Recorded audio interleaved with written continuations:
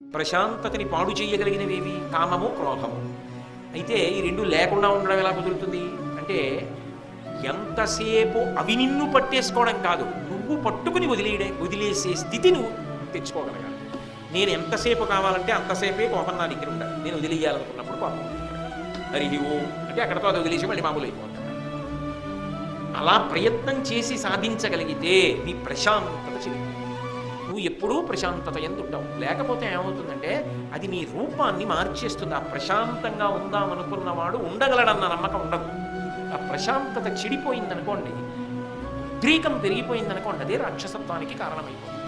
కాబట్టి ప్రశాంతముగా ఉండుగా అనేటటువంటిది బాగా అలవాటు చేసుకోవాలి. శాంతికి ప్రధానమైన కారణం ఏదో తెలుసా?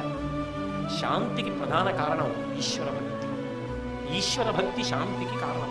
చాలామంది భక్తి మౌఢ్యము అనుకుంటారు. కాదు, భక్తి ప్రశాంతతకు కారణం. ఎందుకో తెలుసా?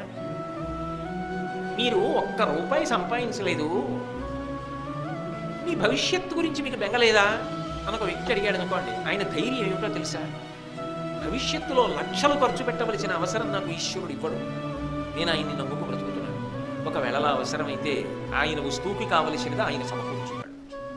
అది ధైర్యం. అందుకు ప్రశాంతంగా ఉంటాడు.